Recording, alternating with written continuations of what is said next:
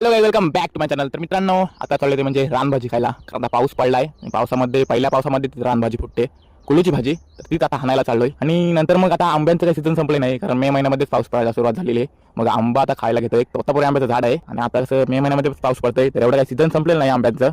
मग आंबा पडायला लागलो. 100 दगड मारली तेव्हा एक आंबा पडला. पहिल्यांदा कर्जाच्या झाडाला आंबा लागला. बघा, हा कर्जाचं झाड आणि आंबा. सर्वांना एक एक काप दिली आणि मस्तपैकी आंबा खात खात आलो रानामध्ये. पाऊस तर खूप भरलाय. मग आता आम्हाला कुठेतरी राहण्यासाठी एक आसरा बघायला लागेल. तर तिकडे आदिवासींची मसनवाटी आहे, तिथे मग तिथे गेलो आणि पाऊस रस्त्यातच पाऊस लागला आणि मग धावत धावत आलो. आणि मी सोबत येताना कॅरेक्टर असे आणले 2 की ते कुठे पण काय पण करायला लागतात. आता ह्याच बघा काय चाललंय. आणि नंतर मग मसनवाटी जाऊ लागलो आणि पाऊस खूपच आलता. अर्धा तास पाऊसच पडत होता. आणि फायनली ज्या गोष्टीसाठी एवढे लांब आलतो ती गोष्ट काढायला गेलो, ती म्हणजे कुळीची भाजी. बघा किती फुललंय आणि पेंगविननी फुल पडलेले. आणि नंतर मग जेवढी कामापुरती होती तेवढी भाजी उपटली, कारण मच्छर पण खूप चावत होती. मग रस्त्यामध्ये थोडंसं थांबलो, कारण एवढं चालून चालून खूप कंटाळा आलता. मग थोडेसे बसलो आणि हातचा मेन ब्लॉग जे संपतो.